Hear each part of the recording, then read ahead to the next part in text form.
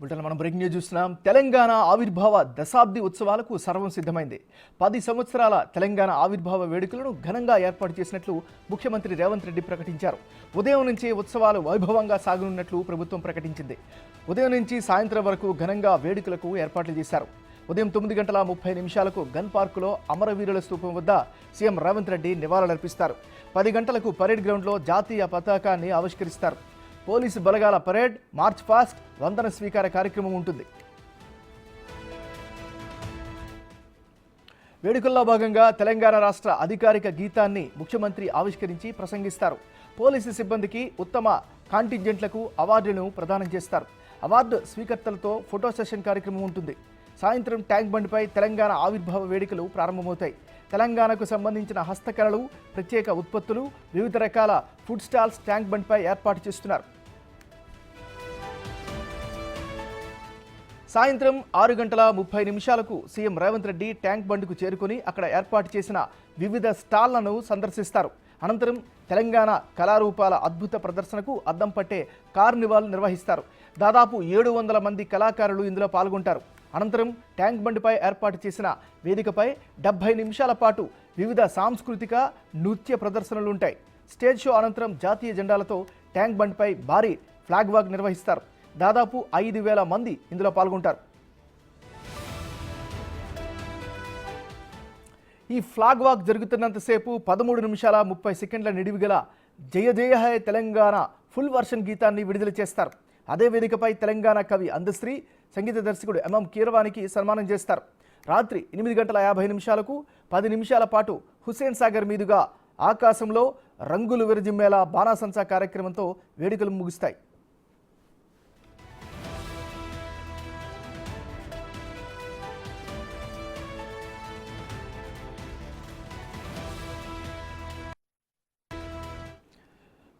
దశాబ్ది వేడుకలకు సంబంధించి గాంధీ భవన్ దగ్గర నుంచి మరింత సమాచారాన్ని మా ప్రతినిధి వెంకట్ అందిస్తారు. వెంకట్, చెప్పండి, అక్కడున్న పరిస్థితి ఏంటి, ఎలాంటి ఏర్పాట్లు చేశారు, ఎలాంటి ఉత్సాహభరితమైనటువంటి వాతావరణం అక్కడ కనిపిస్తోంది? దశాబ్ది ఉత్సవాలకు ఇటు కాంగ్రెస్ పార్టీ, ఇటు ప్రభుత్వం ఘనంగా నిర్వహించేందుకు సిద్ధమని చెప్పవచ్చు. ప్రస్తుతం మనం గాంధీ భవన్లో ఉన్నాం. ఇప్పటికే కార్యకర్తలందరూ కూడా పెద్ద ఎత్తున గాంధీ భవన్కు తరలి వచ్చారు. మనం ఒకసారి చూసుకోవచ్చు. మరికొద్దిసేపట్లో ఇక్కడికి ఎమ్మెల్యేలు, వర్కింగ్ ప్రెసిడెంట్లు, ఎమ్మెల్సీలు, కాంగ్రెస్ ముఖ్య నేతలందరూ కూడా గాంధీ భవన్కి చేరుకొని గాంధీ విగ్రహం ముందర జాతీయ జెండా ఆవిష్కరించబోతున్నారు. ఇక్కడ జాతీయ జెండా ఎగరవేసిన తర్వాత ముఖ్యమంత్రి నేరుగా గన్ పార్క్ వెళ్తారు. గన్ పార్క్ అమరవీరుల స్తూపానికి నివాళులు అర్పిస్తారు. నివాళులు అర్పించిన తర్వాత పరేడ్ గ్రౌండ్లో జరిగే సభకు ఆయన హాజరవుతారు. హాజరైన వెంట అక్కడ పోలీసుల కవాతుకు గౌరవవందనం స్వీకరిస్తారు.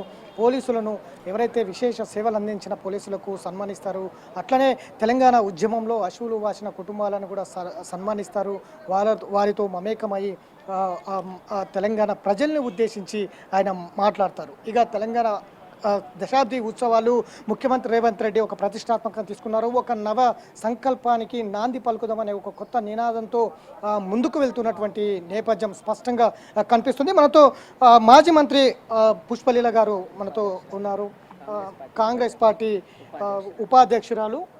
మేడంతో మాట్లాడదాం. మేడం, ఏంటి తెలంగాణ దశాబ్ది ఉత్సవాలను ఏ విధంగా నిర్వహిస్తున్నారు, ఏ విధంగా తీసుకున్నారు మీరు? ఇది చాలా పండగ అండి. అసలు నిజంగా తెలంగాణ వాళ్ళకి ఇది అసలు నిజమైన పండగ. ఎందుకంటే ఇది రాకముందు ఎంత ఫైట్ జరిగింది మనకు తెలుసు. ఇప్పుడు వచ్చిన తర్వాత దీని సెలబ్రేషన్స్ చాలా బాగా జరపాలని తెలంగాణ కాంగ్రెస్ పార్టీ తరఫున రేవంత్ రెడ్డి గారి ఆధ్వర్యంలో, పిసిసి గారి ఆధ్వర్యం లోపల, ఒక ముఖ్యమంత్రి అండ్ పిసిసి హోదా లోపల చాలా ఘనంగా వేడుకలు ప్రారంభించడం జరిగింది. మీరు అన్నీ చూస్తే ప్రభుత్వ కార్యాలయాలన్నీ కూడా చాలా ఉత్సవాలు కనపడుతున్నాయి. సో ఇంతకుముందు అమరవీరులను నిర్లక్ష్యం చేసి అసలు నిజంగా కూడా కళాకారులను విస్మరించి తెలంగాణ కోసం కష్టపడ్డ బిడ్డలను ఏ రకం కూడా వాళ్ళని చూడకుండా నిర్లక్ష్యం చేసిన కేసీఆర్ గవర్నమెంట్కి ఇది నిజంగా కూడా చూసిన తర్వాత ఇంకా గొప్ప విషయం ఏంటంటే, మేము నిజంగా అన్ని రకాలుగా సెక్యులర్గా ఉన్న వాళ్ళం కాబట్టి ఈరోజు మాకు ఎలక్షన్ వరకే చూస్తాం తప్ప మేము ఇక వేరే విషయాలకు వెళ్ళము. అందుకోసమనే మేము తెలంగాణ వాళ్ళందరూ ఎవరైనా సరే పార్టీలకు అతీతంగా దీంట్లో రావచ్చు అని వెల్కమ్ చెప్పడము. రెండోది కేసీఆర్ గారికి కూడా ఆహ్వానం పంపించడం జరిగింది రేవంత్ రెడ్డి గారు. సో ఇదంతా చూస్తుంటే ఒక మంచి గుడ్ మెసేజ్ అండి. సో ఎవరికి వాళ్ళు చేసుకుంటున్నప్పటికి కూడా ఈరోజు పేరెడ్ గ్రౌండ్స్లో కూడా చాలా పెద్ద లెవెల్లో, గ్రౌండ్స్ లెవెల్లో చాలా ఉత్సాహాలు, చాలా నిండుగా అన్ని తెలంగాణ కళాకారులు బృందాలు, అట్లాగే కార్నివాలు అవన్నీ కూడా పెట్టి ఒక తెలంగాణ కల్చర్ను మళ్ళొక్కసారి కనిపెట్టేటట్టుగా చేయడం. అంటే తెలంగాణ అమరవీరులకు నిజమైన నివాళులు అర్పించడంలో మర్చిపోయారు కాబట్టి ఆ బిడ్డలను, ఆ ఫ్యామిలీస్కి తగున న్యాయం చేయాలి. వాళ్ళకు మరి రేవంత్ రెడ్డి గారు చెప్పినట్టుగా ప్రామిసులు ఇచ్చారు కొన్ని. అవేంటంటే వాళ్ళకు భూములు ఇవ్వడం, ఉద్యోగాలు ఇచ్చినప్పుడు అన్యాయాలు జరిగినాయి కాబట్టి అవన్నిటిని కూడా చూసుకుంటూ వాళ్ళకి నిజంగా తగిన ప్రాధాన్యత పార్టీలు ఇవ్వడానికి కూడా ప్రయత్నం చేస్తున్నాం. సో ఇప్పుడు ఏదైనా సరైన ఇన్నాళ్ళు జరిగిన దానికి ఏదో తెలంగాణ వచ్చినందుకు లాభపడాలా, నష్టపడాలా, సంతోషపడాలా అని ఒక కన్ఫ్యూజన్ ఉండేది కేసీఆర్ నాయకత్వంలో. ఎందుకంటే నిరంకుశంలాగా మన పిల్లల్ని బలి పెట్టేసి మీరు చూస్తే మీ ఛానల్లో అనుకుండా చాలా బాగా విపులీకరించారు. ఏంటంటే ఎంతమందిని వాడుకున్న తర్వాత వాళ్ళ పేరు కూడా జయశంకర్ గారిని కానివ్వండి, లేకపోతే చాలామంది గద్దర్ను కానివ్వండి అవమానపరచడం, చాలామందిని అవమానపరిచిన నాయకుడు కేసీఆర్ గారు. ఈరోజు వాళ్ళు ఏ ఉద్యమాన్ని చేసినా స్వలాభం కోసం చేస్తున్నారు. మళ్ళీ ఒకసారి ఏంటంటే వాళ్ళకి సరిపోవట్లేదు, ఆ అధికారాన్ని దాహం పోలేదు కాబట్టి వాళ్ళు ఎంతసేపు ఇంకా కూడా మాకు కావాలి.